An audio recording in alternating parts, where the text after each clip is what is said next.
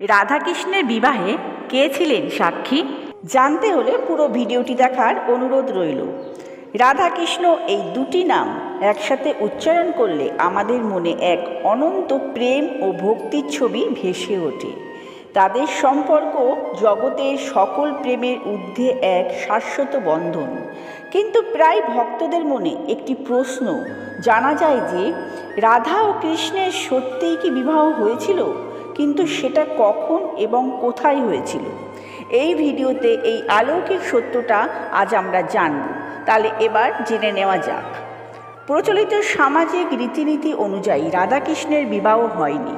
রাধার সামাজিক নিয়মে আয়ান ঘোষের সাথে বিবাহ হয়েছিল, তাই রাধাকৃষ্ণের কোনো সামাজিক বিবাহ হয়নি।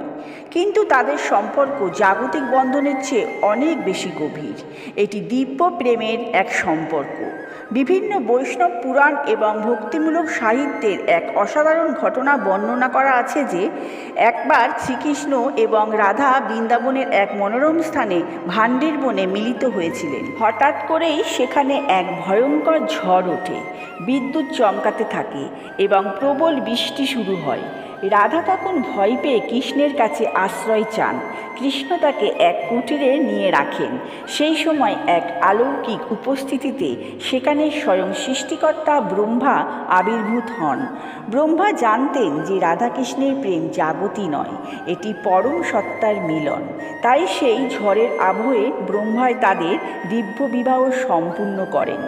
এখানে কোনো জাগতিক রীতিনীতি বা লৌকিকতা ছিল না, এটি ছিল আত্মার মিলন, তাদের প্রেমের শাশ্বত বন্ধন।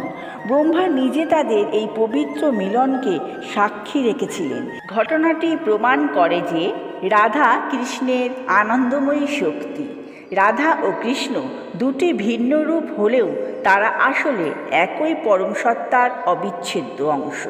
তাদের এই বিবাহ কোনো পার্থিব সম্পর্ককে বোঝায় না, বরং এটি বোঝায় যে এক বিশুদ্ধ, নিঃস্বার্থ এবং শর্তহীন দিব্য প্রেম। এই প্রেমই ভক্তির সর্বশেষ রূপ। সুতরাং সামাজিকভাবে তাদের বিবাহ না হলেও ভান্ডির বনে ব্রহ্মার উপস্থিতিতে তাদের আত্মার গভীরতা সুদৃঢ় করে। বন্ধুরা, ভিডিওটি কেমন লাগলো? আশা করি ভালো লেগেছে।